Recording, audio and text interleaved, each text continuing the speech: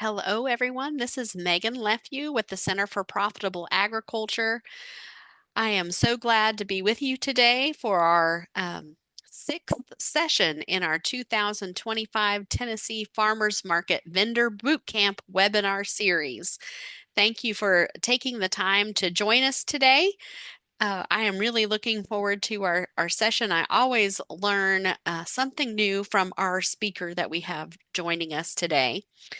I will remind you if you haven't been with us online, or just a quick reminder that our participants will keep the video and microphones off. Our speakers may choose to turn video on, and we'll certainly have microphones on. Uh, but by keeping participants muted and microphones off, that saves us bandwidth for those that are maybe in a little bit of spotty internet and distractions down. We would love you, though, to use the chat box to enter any questions that you have anytime, and I'll try to monitor those and get them to our speaker as we go throughout the session, and at the end of the session. So we have about an hour for the session, but I think we'll be able to stick around to answer any questions that may go beyond that. We'll see how all of this goes today. I am very excited to have a friend and colleague from the Tennessee Department of Agriculture with us today. Jan Keyser has had a great deal of experience with the Tennessee Agricultural Enhancement Program.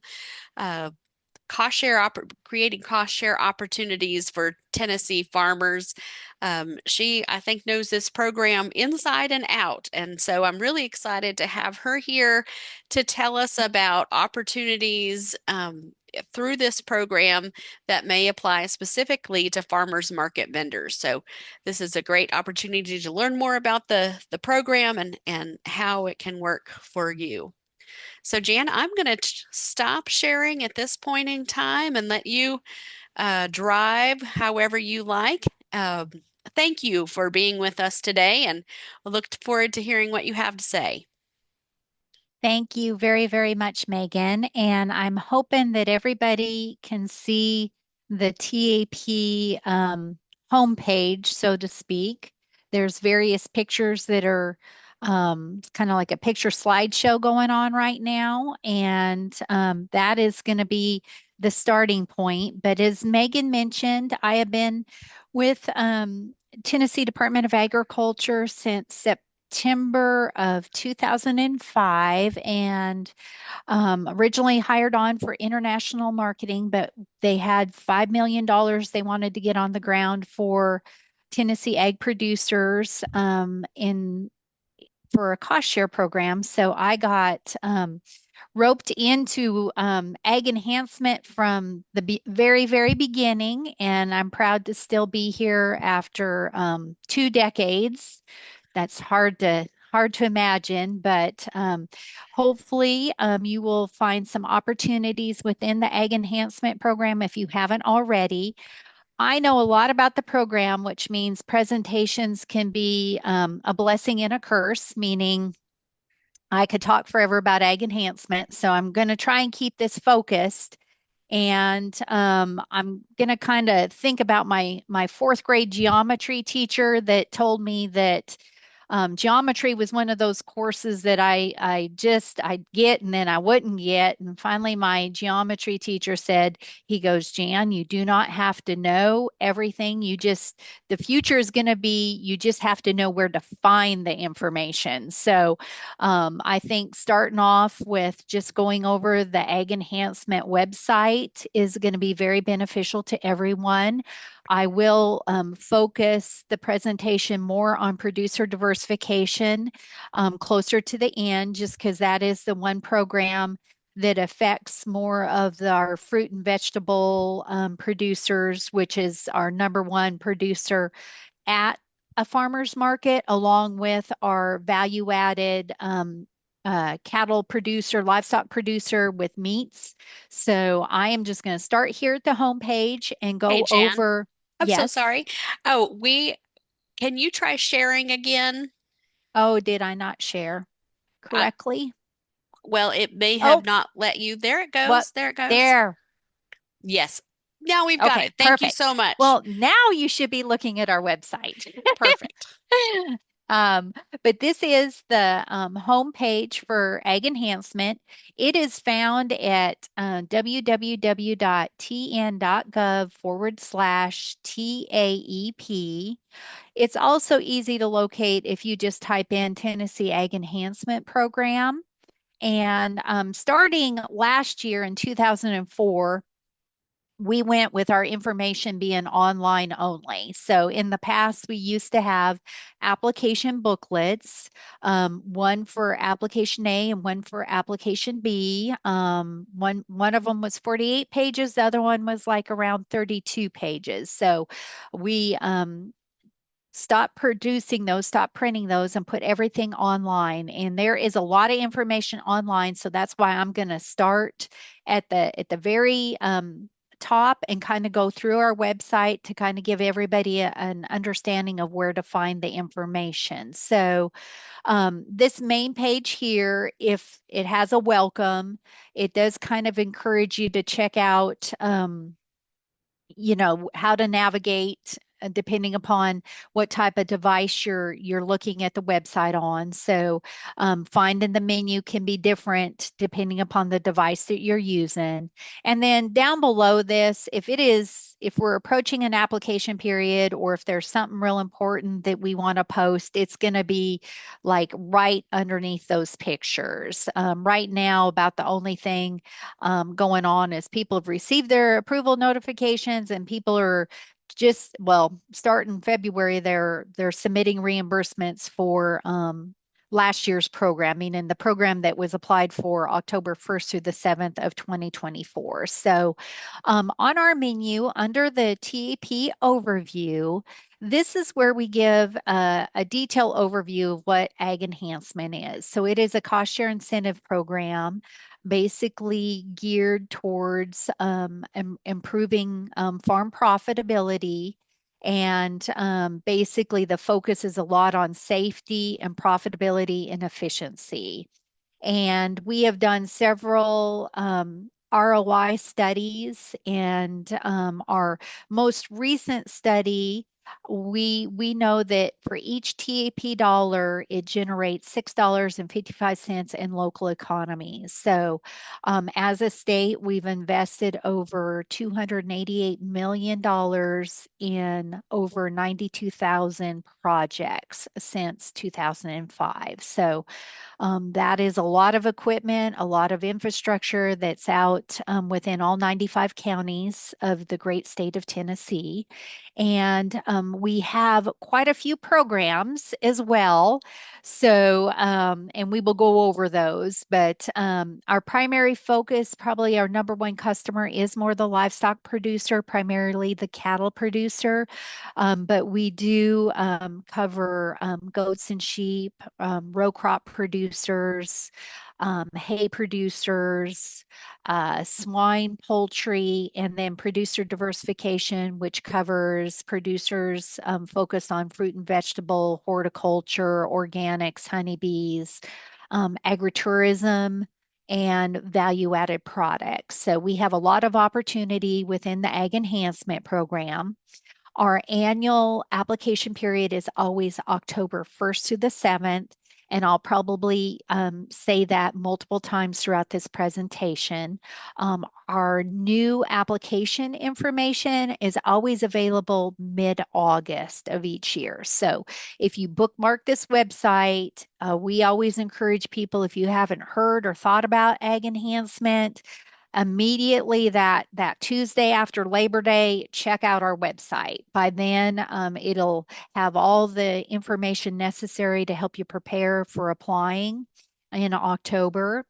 And usually by September 2, we've completed all the reimbursements that landed August 1st, which is the final reimbursement deadline for the majority of our programs. So all we're geared towards doing is helping people um, learn what they need to know in order to apply in October. So that's a big focus for the month of September. So the overview features some fun information, at least in my opinion, it's fun. So we have a TAP fact sheet, and this particular fact sheet is used. We typically highlight a producer that's taken advantage of ag enhancement.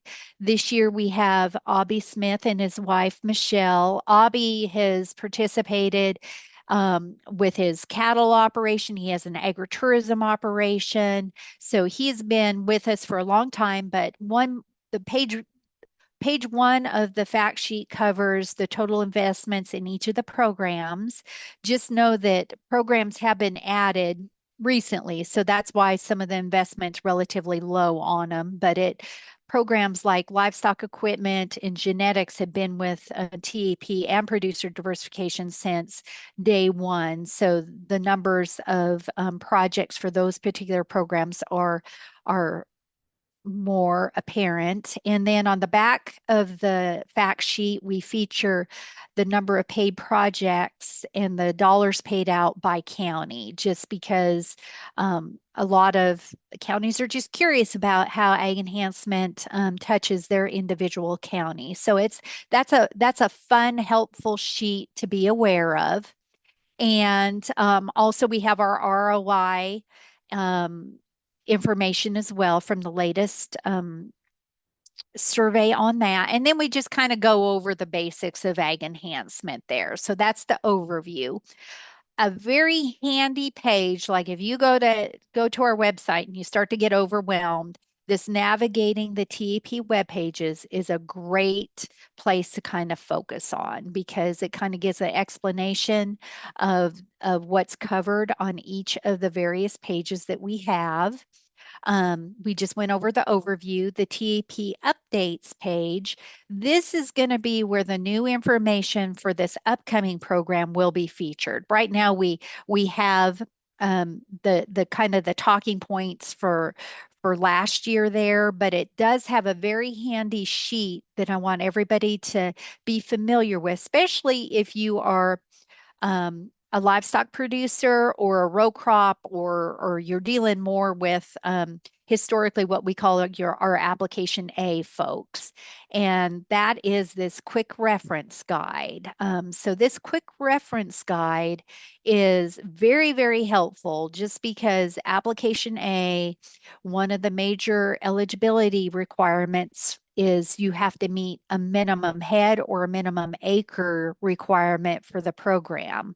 So this particular quick reference guide is kind of like your little cheat sheet, where you can kind of see the programs on one side here, and then the different sectors across, and the minimum head requirements or the minimum acres requirements for the various programs.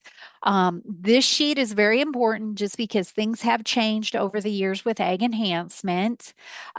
We added a beginning farmer option several years ago. The beginning farmer option, there is a whole list of basic eligibility requirements for the beginning farmer option, but basically, in a nutshell, you have to be a first-time TAP applicant, and you basically can't meet the requirements for the normal program. So if you meet any of the requirements for any of these programs, regardless of some of the other qualifications for a beginning farmer, it basically means you just have to, like if you qualify with 100 acres for hay, then you'd have to apply for hay equipment or hay storage. So, but there is a beginning farmer option, and the beauty of that program is it allows you, if you haven't built up your herd number or yet, it allows you to participate in ag enhancement.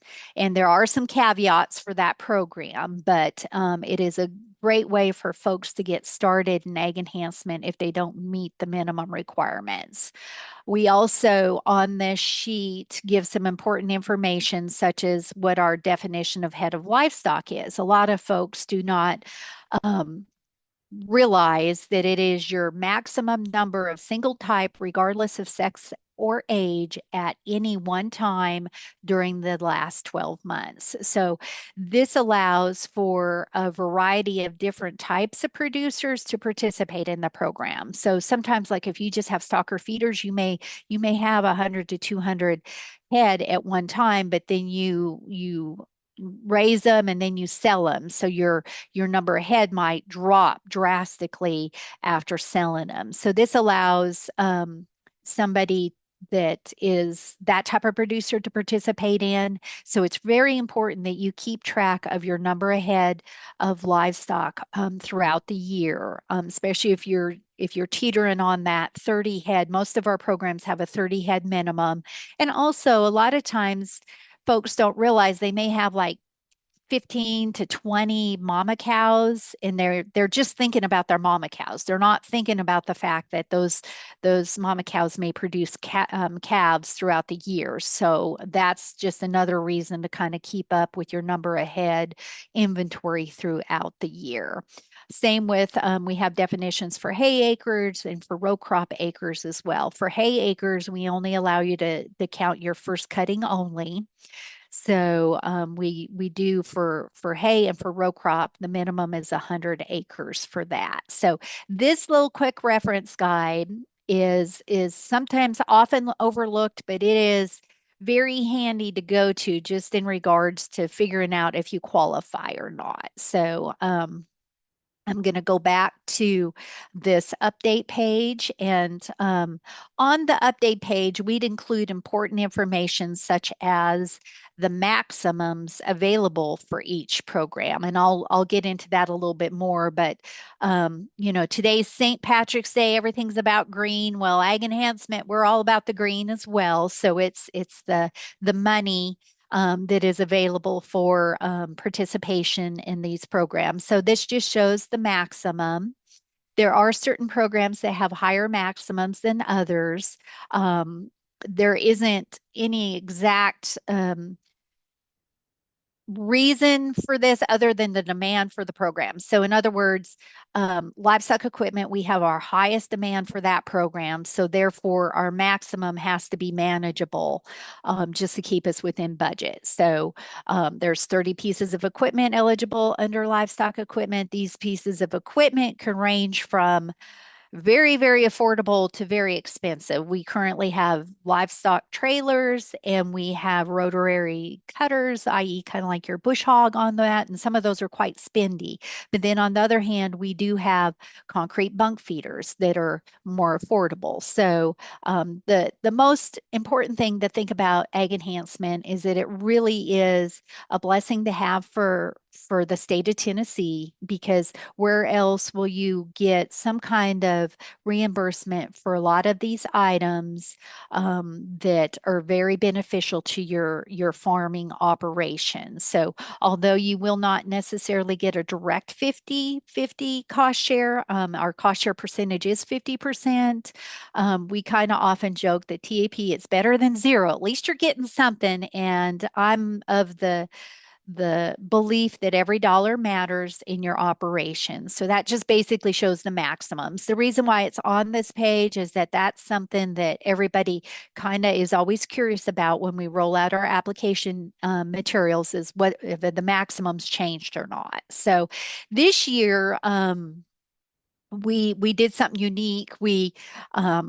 Since we added hay equipment several years ago, it had to rotate with hay storage. Hay storage is one of our hallmark programs for ag enhancement, just because it benefits our producers in so many different ways. If you've ever had livestock, been through one of the droughts that Tennessee can have, you'll really understand the importance of having your hay stored.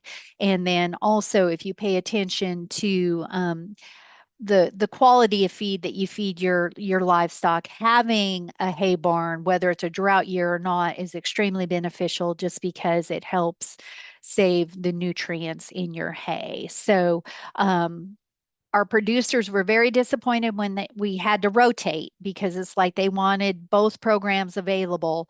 That was a little bit hard for us budget wise, but this year we added both of them. So hay equipment and hay storage are both on the program. Neither of those programs have maximums as high as they've had in the past, though. So we'll just have to see how that works out for next year to see whether we can increase some maximums for both those programs as well. So that's a quick look at the maximums. Also, important updates. Last year was a very important year for the Ag Enhancement application because it was the first time that we went to an online only application. So we'd had an online application for over a decade for application A. The majority of our folks applied using the online application for application A, but there was probably about 2,300 individuals that relied on paper applications between application A and application B. So that was a major task for us, was making sure everybody was aware of the fact that we were going online only and also that they were able to prepare to apply online only. So that's where we featured important information about how that online only application process would look. I do want to just throw this out. I'll probably mention it again, but if you do apply online, I kind of tell folks it's kind of like if you place an order online, the minute you place an order, what you're doing next is you're making sure that that company received your order. So you're looking for that email confirmation. So that is the same with Ag Enhancement. You will get an email confirmation if the application has hit our system. So it's extremely important to always look for that email confirmation because that is the only proof of applying that you will get. And a lot of times that email confirmation may land in your spam or junk folder. And just a little side tip, I check on my personal um, email account, I check my spam or junk folder first before I even go to my inbox, just because you just never know what's going to be in that folder. And a lot of times there is something important that's there that I then have to move to my inbox. So just know that you want to make sure that that application has been received, and with an online application process, the only way you can do that efficiently is through finding that email confirmation. There are a lot of factors that could affect whether your application is received, everything from your internet connection to the fact that you didn't complete a certain field within the application and you hit submit and you got distracted and you didn't realize that that application did not was not submitted. So just always pay attention to that. But this particular important update section is where we kind of focus on things that are extremely important for the application process in general. We also feature producer program updates. So this is where you'll find any changes to the programs that we currently have or any new programs. So this particular 2024 was just, there were some very significant changes, and I'm focused a little bit on hay equipment and hay storage just because it does kind of illustrate some of those changes. So we wanted to have both the programs, and both those programs are extremely popular. So we adjusted the requirements for that program. So in order to fully utilize hay equipment efficiently, and it really needs to be geared towards hay production only. So that was a significant change for hay equipment. And we tried to highlight that the only way to qualify for hay equipment is with um, hay production only. So it's with acres in production.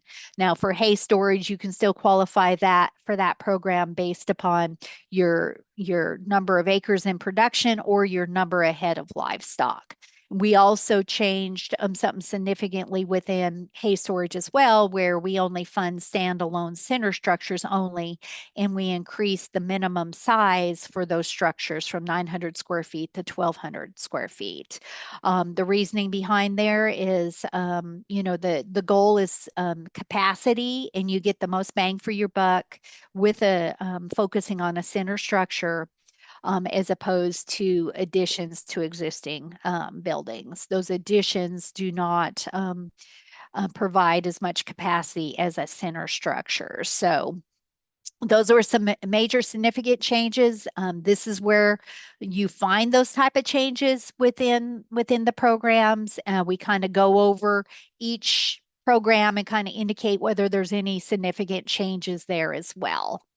It's also kind of a cool little cheat sheet to just kind of, if you're familiar with the program and kind of wanted to kind of just brush up without looking through all the programs, it kind of gives you a good, like, little refresher section there. So the TAP timeline, this is one that, and it is currently just showing the current program cycle that we're in. So our annual application period is always October 1st through the 7th, where our goal is to always get approval notifications out by mid-December. This 2024 was, we had a situation in East Tennessee with Hurricane Helene, which we offered kind of like a special application period just because that hurricane hit just days before our application period. And we wanted to assure individuals in that area that they wouldn't miss out on applying for TAP if they weren't able to apply during the application period. So we had a special application period just for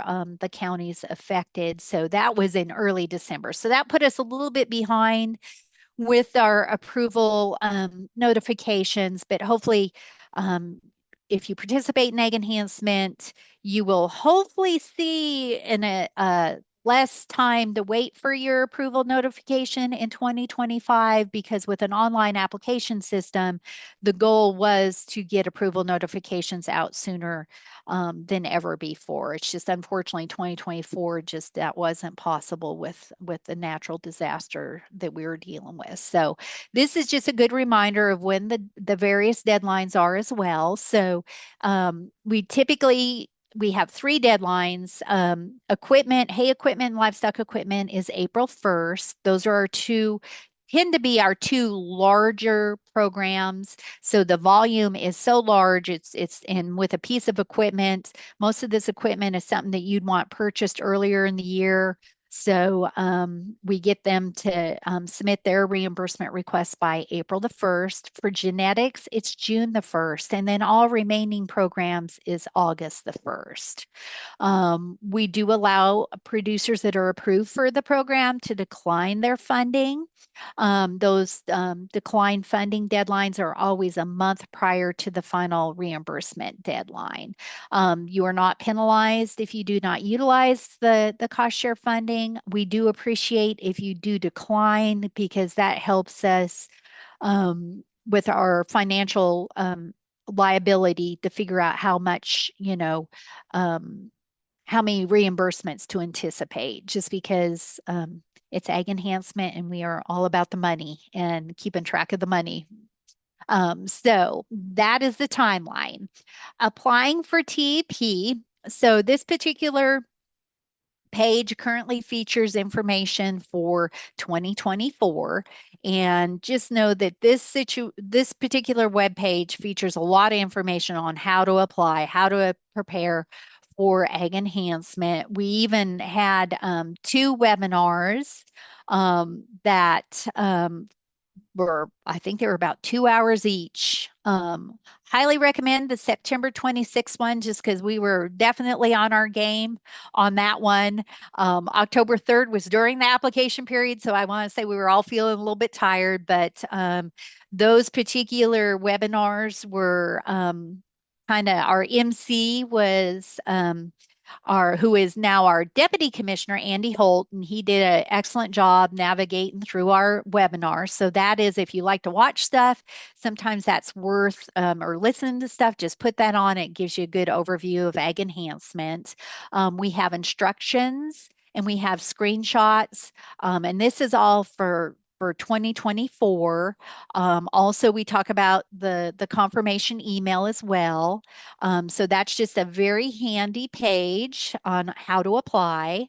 A very important page is applicant eligibility. Ag enhancement, a lot of times people just hear cost share and money and they think, oh my goodness, this is exactly what I need. And sometimes they overlook the basic eligibility of the program. So I'm just going to go over that really quick for both application A and application B. They're very similar.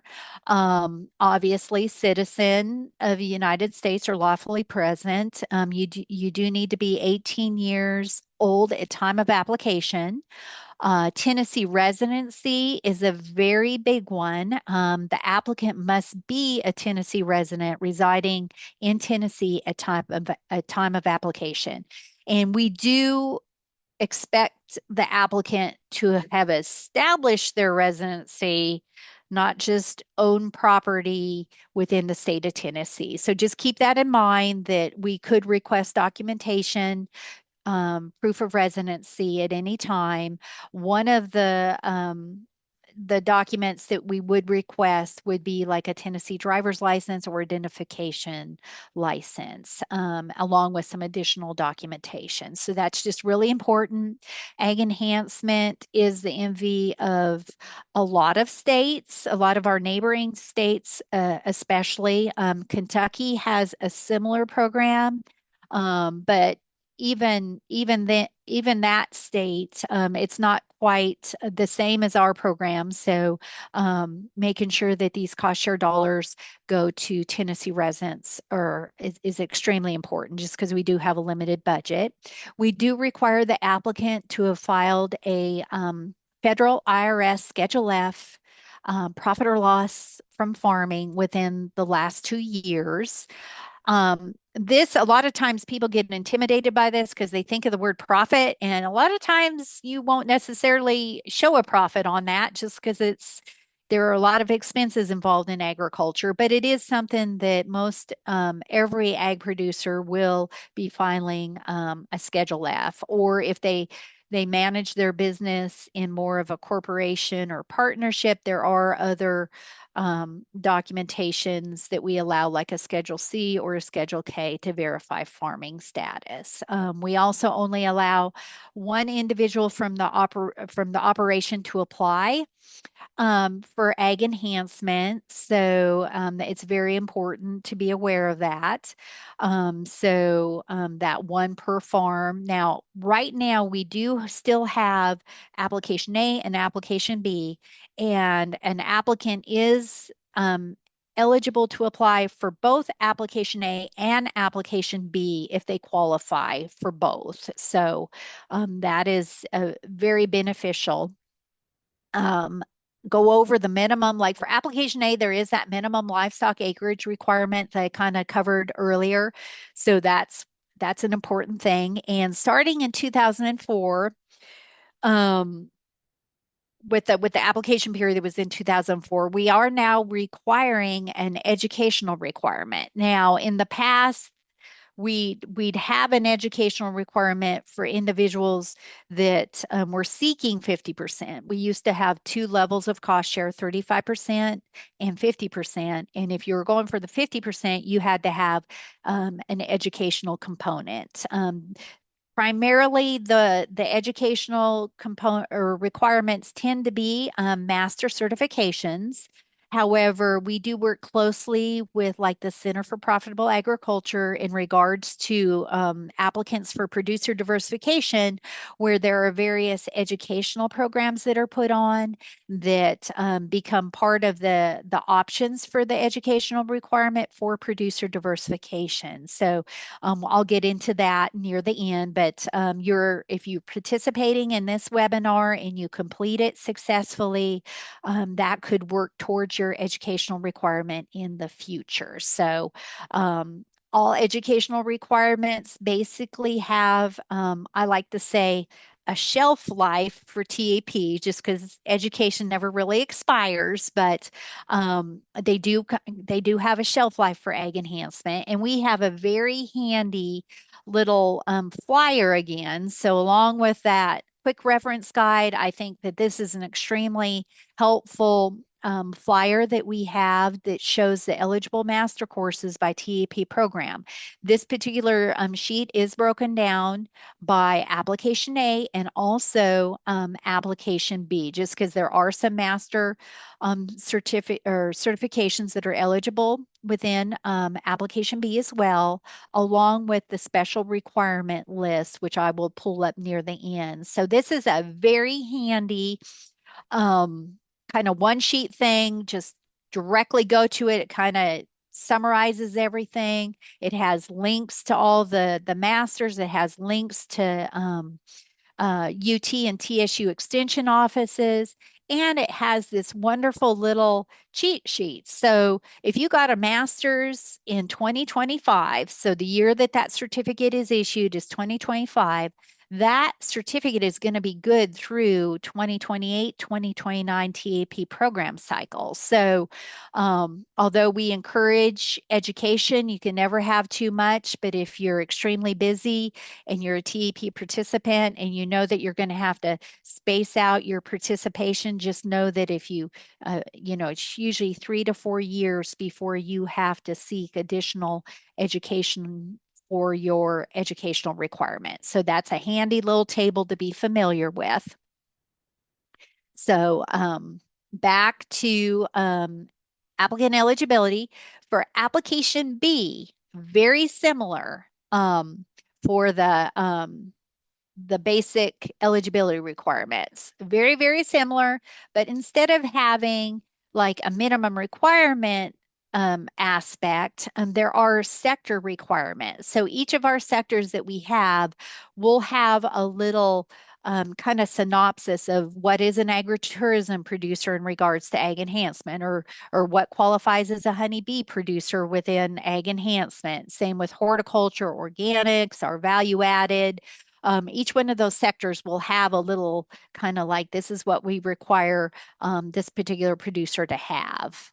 And this is also where one of the places that you can see the special requirements list. And I hope that it is the most current one. Oh, it is not. So I am not going to show you this guy. This I will, I know I've updated it. I just had a feeling that maybe I didn't get the link totally updated. So I apologize for that. We have this lovely little applicant responsibility statement, which is basically it's the applicant's responsibility to review eligibility and program requirements prior to applying for cost share. This is extremely important just because this program can change from year to year. And we try our best to alert everybody to changes, but I guess the adage trust but verify. So if there is a program that you've participated in the past or you've heard other people participate about and you're like, oh, I really want to apply for that program. So and so got this funded under that program. Well, don't assume that whatever that is still eligible under that program. And chances are it probably is. I will tell you that. But just go do a little reading and just verify. We have a lot of like within application A, sometimes folks just don't realize what's under the individual program because the naming of our programs, like anytime you go to name something, it may make sense to the staff that named it, but it might not make sense to somebody new to the program. So, like livestock equipment is a broad, you kind of get the understanding that, yeah, there'll be livestock equipment within that program. But then livestock solutions, you're kind of like, what exactly is under that program? So just always take a moment to check that out and read about the program that you're wanting to apply for. You don't necessarily have to scour and memorize everything about ag enhancement, but if it's the program that you were seeking to apply for, please definitely look at eligibility and then the individual program requirements just to make sure that it's what you really, really want for your operation. So, everybody that applies basically signs an application agreement. It's more of a click the I agree box, but it's just important to know that there is an applicant agreement. And another thing that I want to throw out right now, and I'll need to mention again later on, is that when you're applying online, you definitely want to make sure you get that proof of applying, that email confirmation. The email confirmation itself will basically um, give the gist of what you applied for. So, the program that you applied for, and it'll have some basic information about yourself as well. So, always double check that just to make sure that you applied for the correct program. If you made a mistake, regardless of it's application A or application B, if you alert us during the application period by sending us an email, we will be able to work with you to correct whatever error you made on your application. But that must be done during the application period, because once the application period ends, we do not allow you to change your application content, whether it's application A or application B. So for application A, if you thought you typed in 110 head of cattle, but you only typed in 11 because, depending on how you do it, you get the fat fingers on the cell phone if you're applying with your mobile device, or if you just thought you clicked that. Well, 11 head, unless you happen to qualify for the beginning farmer option, which the majority of our people don't, it's most likely going to result in a disapproval. And also with the program selection too, that's where it comes back to just making sure, because if it's a drop down menu and you think you're clicking on livestock equipment, but it picked up livestock solutions, your confirmation email will show livestock solutions. And if that isn't the program that you wanted, if you just send us an email, and the reason why I say send us an email is that during the application period, we receive a high volume of both phone calls and emails. That email, though, puts the ball in our court, which allows us, we have record of you contacting us. It might take us more than 24 hours to get back to you just because the application period is busy, but we will get back to you to make that update to your application. So, we've gone over the educational requirement, but this is another page here that kind of breaks down all you need to know about the educational requirement. And I'm pretty certain on this page that my special requirements list is up to date. So, it is because we had to change the format of it to make it more user friendly for something to do with on the internet. But anyhow, here it is. So it shows the eligible programs by year. We have our little handy dandy little key as to which sectors it's involved in. And right here, you can see the Farmers Market Vendor Boot Camp and the different sessions there. So typically, it's for special requirements, you need two educational requirements. They don't have to be within the same year as long as they're an eligible year. That's one way to do it. And if you attended the Pig Tennessee Conference, which is an outstanding opportunity for both education and networking, then if you did that every year, that's one that's on the list. And then if you took like a webinar every year, you would never run out, or you don't even necessarily have to take it every year, like I said, with that 3 to 4 year shelf life. But that's the special requirement. And I'm looking at the time, seeing, I better speed it up a little bit more here. So we are gonna just know that we have reimbursement requirements. This is a cost share reimbursement program. The receipt is like gold, meaning if you don't have an eligible receipt for an eligible item, we're not going to be able to reimburse you. And receipts, it's very similar to a rebate program. You want them dated within the allowable time frame. And just know that you want to purchase an eligible item. But a receipt invoice, extremely important. There's the requirements here. It goes over reimbursement request and Form W-9, and the fact that that any reimbursement over $600 is taxable income. So you will be getting a 1099-G for participation in this program. We also have verification requirements. So any item, structure, equipment must be used for the intended purposes of the program for a minimum of 5 continuous years from date of purchase. This is very important. So be aware of our verification requirements. It is part of participation.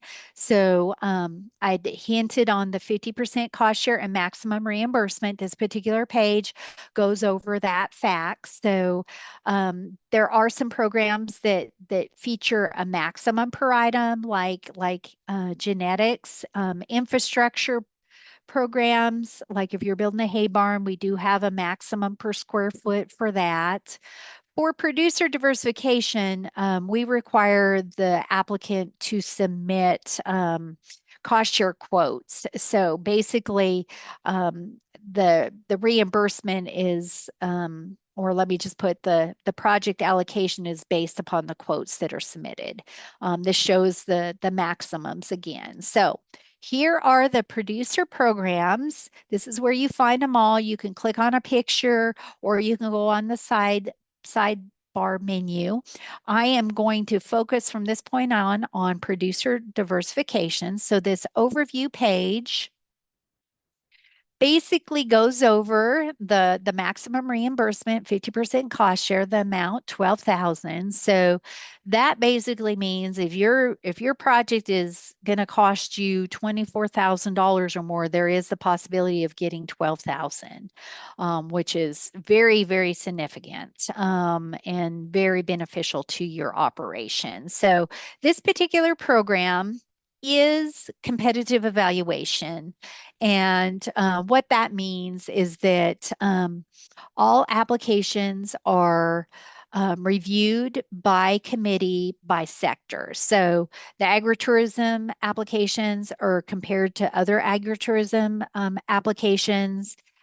So you're not comparing a honeybee with a horticulture project or vice versa. So, but it is competitive evaluation. This particular program does require more homework than than application A, but with that additional work becomes it's more. I always try to tell people it really allows more customization to your operation than application A. Application A pretty much has set eligible items. Livestock equipment, it's only you have to work within the 30 pieces of eligible equipment. Within producer diversification, it just allows you to customize according to the priority projects within each sector. So on each of these program pages, like if you just come to our website and you just go, all I'm interested in is producer diversification, or all I'm interested in is livestock equipment. Well, every page is going to go over the applicant responsibility and have links to those pages that I've covered already. So that if you just land on one page, you will be aware that there are other stipulations other than just buying that piece of equipment you want. So just FYI, on every one of these program pages, you will see those links that direct you to the information you need. So producer diversification, I mentioned some additional work involved. So this particular program requires you to complete a proposal along with securing cost quotes. So because we went online last year, we used to always have the template that you could download and then type in your answers.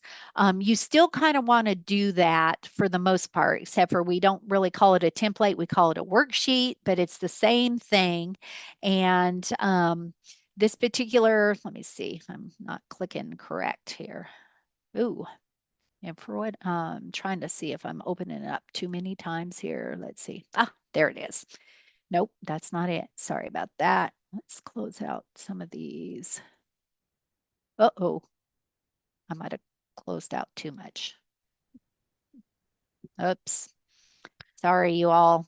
That's okay, Jan. It happens. Ah, where am I? There I am. Okay. You Am I you may back? you may need to reshare. I need to reshare. Okay. I made it. I made it X amount of minutes before this happened. So I guess that's a good thing, right? That is a good thing. If Okay, this is the let's. only thing that happens, we are in very good shape. Okay, good. For whatever reason, that little puppy, sorry, I use unique, unique. Okay. Well, at least we have the instructions. So, and the instructions are just as important. So, although I'm curious why that link is not working though. And that's my fault, you all. I should have checked every link. It's never good to assume. Let me get back here. Um, and I know I have the proposal on my, yeah, it's just not going to pull up. So we're going to go.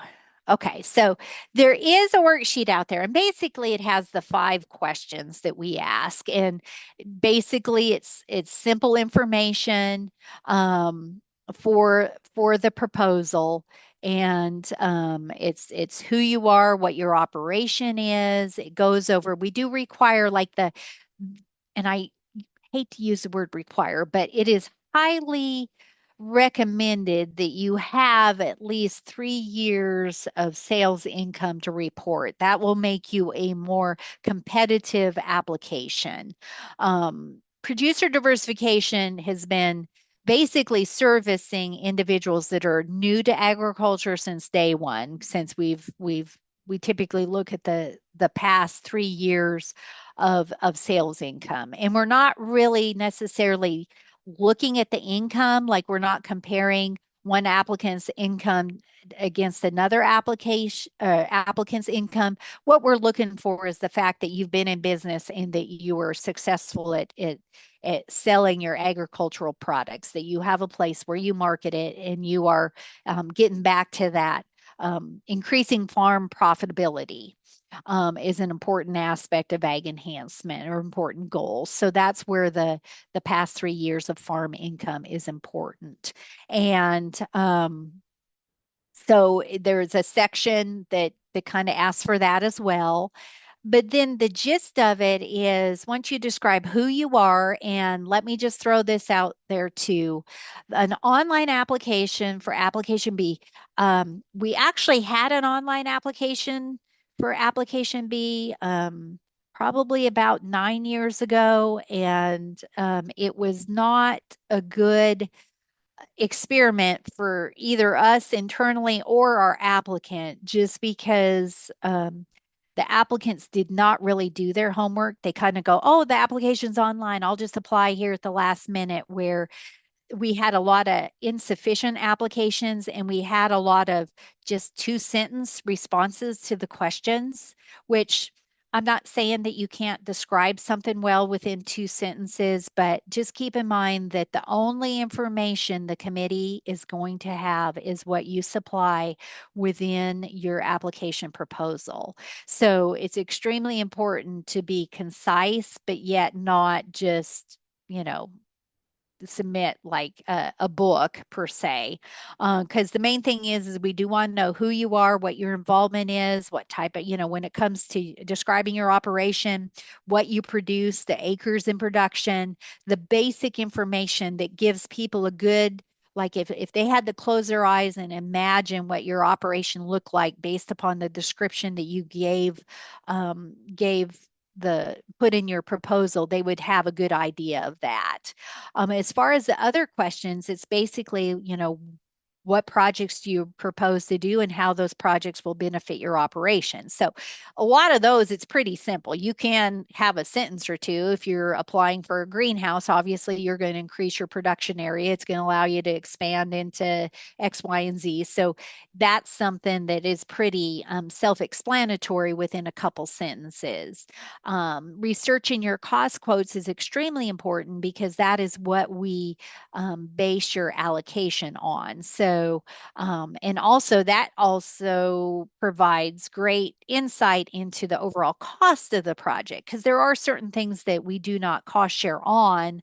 That's why we require a line item budget. When dealing with infrastructure, we tend to go for the materials and labor. Usually that'll max you out with a your cost share maximum, which means the gravel, the footing, the excavating for the is really not important as far as the cost share is concerned.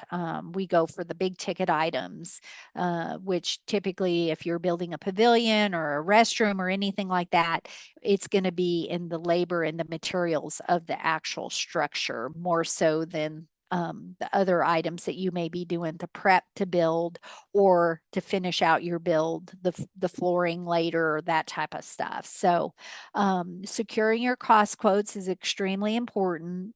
As far as uploading into the online application, if you're able to scan and save as a PDF and identify, that is typically the easiest. And plus, it gives you that you keep those files on your computer, so you will have them as reference as well. So the more descriptive you are in saving something, the better. So I will make sure that that proposal is available just because the questions do not change much from year to year. So it is something that you can, if you're anticipating applying in October, you can start with the key to anything is just start it now, get your basic information. It doesn't have to be perfect. It's just get your thoughts on paper, and then you can always improve as you get closer to that application deadline. So I'm jumping back real quick to just the various sector here. So a while ago, I comment on the sector and there being sector requirements. So this is where on each one of these sector pages where you'll see who is an agricultural producer or an agritourism producer. And so that's where we'll have kind of our focus is on working farms and on the farm experiences related to production agriculture. So that is where we're focused more on a pumpkin patch where people may be coming out to pick their pumpkins or Christmas trees or berries or selling something from the farm. If you're one of our successful creameries, you have a selling ice cream, that type of thing. For the agritourism experience, basically agritourism is you're bringing the public to your farm, so it's those kind of projects that people look at. Now, this is one thing on our website that's sometimes hard to find. And on each one of these sector pages, it gives you an idea of the possible eligible items. It's impossible for us to list all the eligible or all the ineligible items, but these are little cascading that kind of show it. Um, each one has it. I'm jumping to honeybee just because honeybee does have some specific requirements where you have a minimum years experience and a minimum number of existing colonies in order to participate. This particular we also talk about priority projects on these pages. So priority for honeybees is given to long-term projects that improve or increase production of bees, honeys, or hive-related products. And this, like you can see for honeybees, it gets quite detailed just because of all the different components involved in honeybees. But each one of those pages will be very similar. Like for our horticulture, we do require that they have their plant certification um, from the state of Tennessee, that they're licensed basically by the state of Tennessee. Value added is a great opportunity, but value added, so basically, you're adding value to a product that you produce on the farm. A dairy is the easiest example of this. You're a dairy producer and you are going to add value to that by, by milk in itself, but all the products that you can make. Maybe you're going to get into having a creamery where you have ice cream and cheese available for sale. So it's that processing equipment for getting that done. Probably our number one participant within this particular value added sector is your livestock producer that is getting their meat processed through a USDA processor and then selling it either at a farmer's market or on site or both. So basically, they are adding value to their product that they produce, which is cattle, by going the extra and doing the kind of their custom meat that they are selling directly to the consumer. So this is, we do a lot of walk-in coolers within this sector, a lot of, coolers for transporting to farmers markets. Also, the retail shelters are within here. So it's just take time to explore each of these sectors and know that and I am, my goodness, an hour and I've just talked and talked and hopefully everybody's still awake. But if you have any questions about ag enhancement, we've also made it easy for you. If you go back to the TAP homepage and you go to contact TAP, there are all of our proxy emails for the program. So you can always just find the program, click on that, and email your question, and then the coordinator will respond. I manage the TAP online. I'm currently managing the producer dot diversification. And then as you can see, we have Ryan and Rachel who are doing the majority of the other programs. We are down two coordinators right now, so it's a little bit fun. We are never bored here within the Ag Enhancement Office. Dan Bond is our verification coordinator, and he's also handling dairy solutions. He's a former dairyman, so that was a good fit for him, but our phone numbers are listed as well. So this is just a great resource to reach out to us. There's various ways to contact us. And I just want to hint on the TAP account portal real quick. So the account portal is if you've been approved for ag enhancement, it's where you can view, it's kind of like an account, but it's after the fact. You do not need an account to apply online. You will not be able to have an account if you haven't applied for TAP in the past. So it's basically think of it as something that is after you've been approved. It's a way to view the status of your reimbursement. So keep it simple when it comes to applying, though. It's not necessary. We have to accept people that are brand new to the program and also returning programs or returning customers. So the account portal is purely don't don't get focused on it, because especially if you're new to TAP, because it's really not applicable at time of application. So I'm going back to the main page and I'll gladly do my best to answer any questions. Thank you so much, Jan, for providing that information about the Tennessee Agricultural Enhancement Program. We want as many folks as possible to be aware of that and to take advantage of that resource. And I know that you are very happy to try to answer questions today and later on as people begin to think about how they can apply. And I know that you're very willing to talk through things with people and project ideas and see if you think that they would be eligible. Of course, you aren't you know, there's a group that selects those, but at least with your experience, you can give some guidance um, to folks and some tips on how to submit the best possible application. Let's see. I am not seeing any questions in the chat. If there are any folks, this is the time to do that. Oh, great. Is a question about whether sectors are also separated by county with regard to eligibility or any other thing with the county.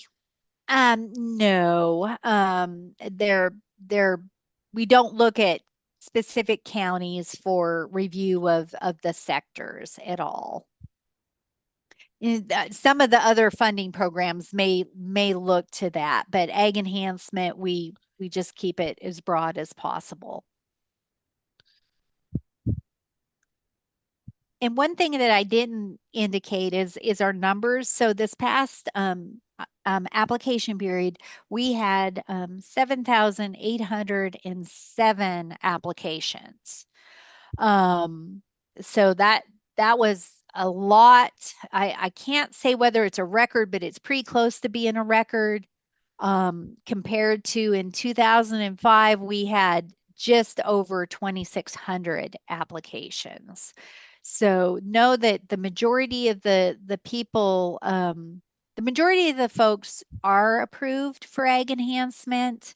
Um, it- there's very few disapprovals. There will be more disapprovals within producer diversification just because of the competitive nature of it and due to our budget. And that's where that proposal comes into play, where you fully give a good description of yourself and of your project. But a lot of those are just, if they are disapproved, it's a culmination of not submitting adequate information, and therefore not being as competitive as other applications. And for application A, um, a lot of the disapprovals is just people not realizing the minimum requirements for the program. So that's just so important, just to take a moment to make sure you qualify for the program that you are applying for. And that's overall in general for ag enhancement as well. Great. Richard is asking about ag- eligibility for coolers like walk-ins or coolers for transporting for produce, fruit and vegetables going to market. Are those eligible as well? So, a lot of times within the fruit and vegetables, there are the walk-in coolers. A lot of times we will help with like a, a cool bot, whether a lot of times people, we do not do the trailers per se for fruit and vegetable like we do for the value added meats. Because a lot of the trucks do not cool, they can get their meat. It's just one of those things that you have to keep frozen and keep cold, or it spoils right away. But the cool bots, and I'm saying cool bot, I know it's a brand name, but a lot of those cooling units where people may have a box trailer and they may add the cool bot to it just so that it does remain cooler. Um, but primarily the walk-in coolers, or packing sheds. A lot of times people will have the packing shed that'll have the wash line and everything, and then they'll have a certain part of that packing shed that is more cool, to help with the life of it. And also there are like refrigerators and various freezers and things like that are eligible as well.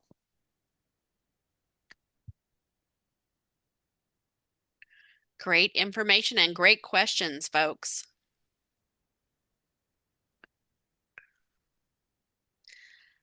All right. Well, thank you all for joining us today. We have one more session on Thursday when we're going to hear about resources available from the Natural Resources uh, Conservation Service.